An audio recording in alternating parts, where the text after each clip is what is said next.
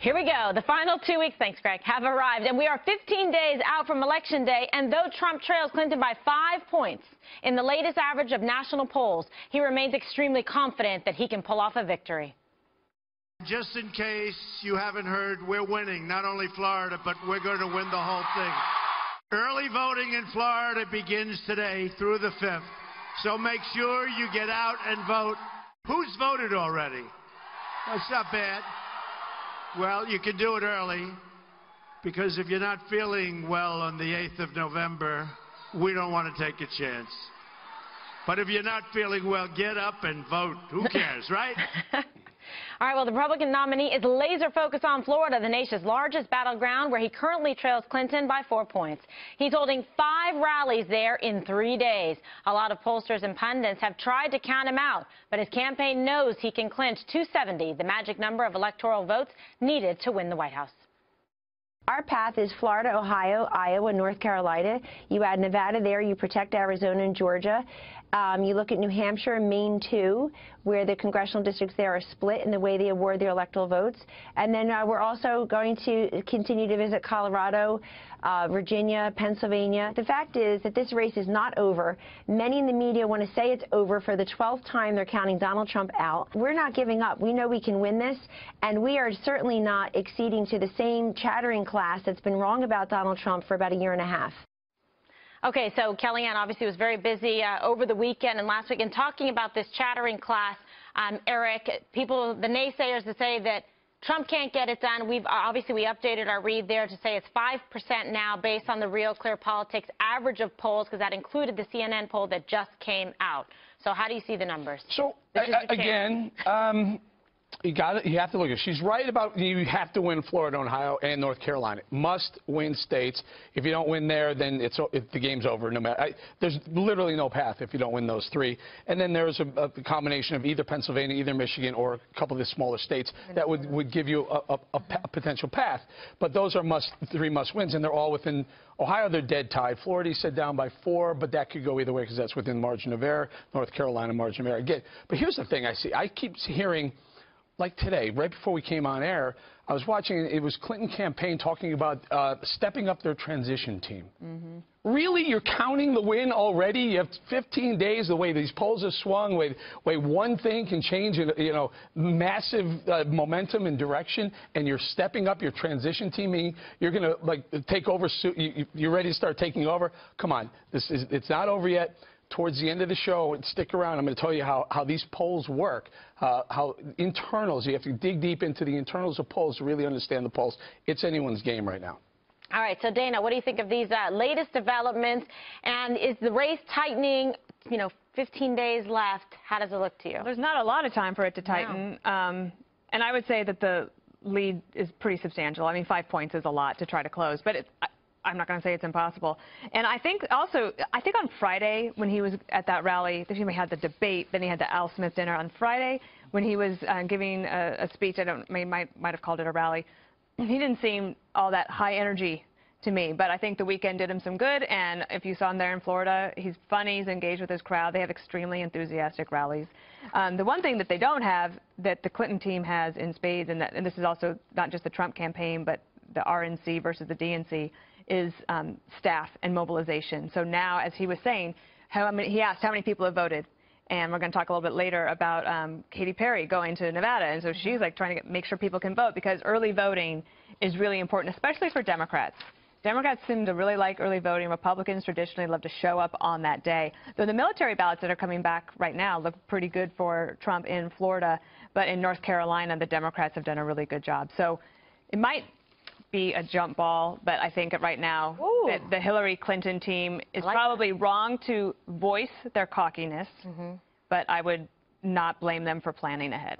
All right, well, if you're into superstitious things, magic, unicorns, charms, maybe it's too soon to call it and say, hey, we're ready for our transition. Anything could happen. Yeah. Anything could happen. An asteroid could hit. I knew it. And Trump could have the solution. I hope it does. He could have the solution that saves Earth, and then he becomes the greatest president we've ever had. This happens in movies. It did. Polls are like Play-Doh for wishful thinkers. You can form and shape them to indulge any desire you want. But what do these pollsters do when the election is over? They're like cicadas. You know, they just show up every 4 years. They're all over the place, and then they go back into some cave They somewhere. make enough money, they don't have they to work. spend the money they've earned. Yes, they all they spend it on. They start working on the midterm election because But 2018 could be a monster year for the Republicans. Imagine if they applied polling to your life, like your marriage. Your favorability would be like 15 under. You'd have to decide whether you buy flowers or a ring every single day. It realistically would drive you crazy. That's why I'm sick of hearing these polls. It's like constantly checking the roast in the oven. That's not how you cook a roast. Rankings? Yes. Oh, there you go. I don't picture you as a big Chef Boyardee, but okay, yeah. All right, I like a good can of noodles. Okay, there you go. Me too. All right, so Juan, how do you see this? Because now, you know, it's a little bit closing up, but again, Dana says, you know, look, it's not a lot of time left.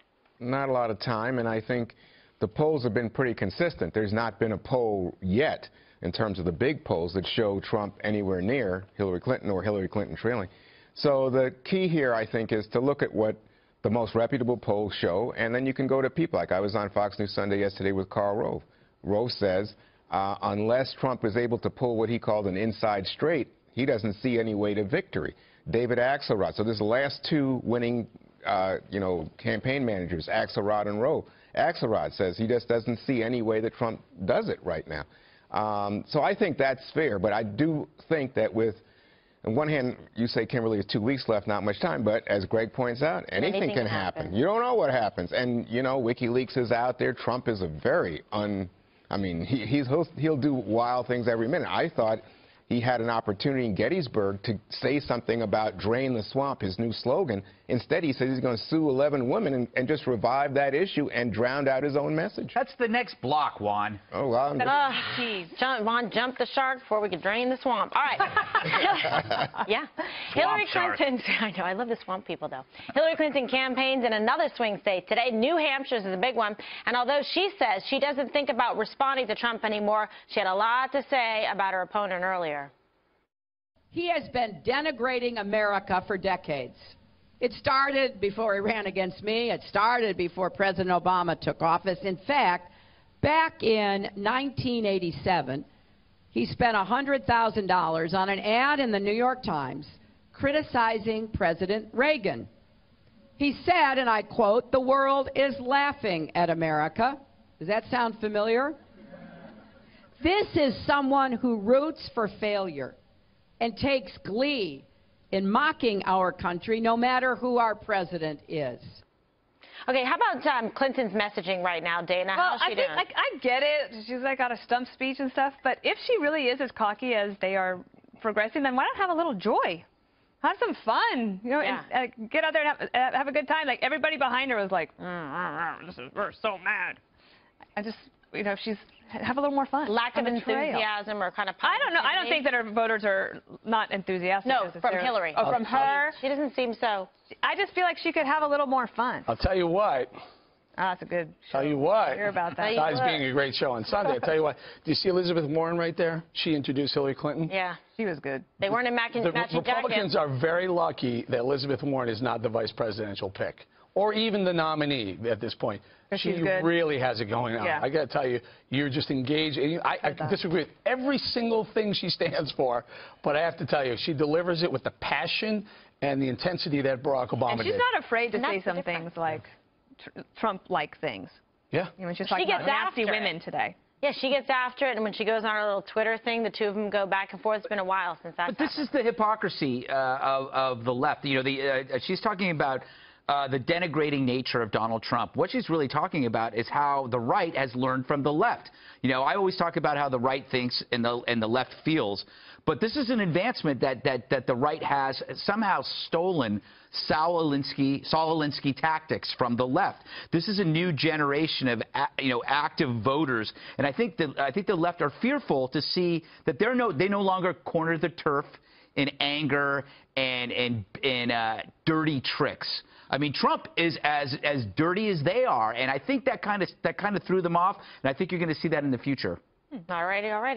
Dana, I just realized that you are sitting on a unicorn pillow. That's my pillow. Likely communicating Do you know that with I have unicorn. used this pillow every day since we've been on this show? I never saw the spike sticking out. That was a gift from a Red Eye fan from many years ago. See, these gifts don't go to waste. Mine, I eat. All right, over the weekend, it's true, they're all food.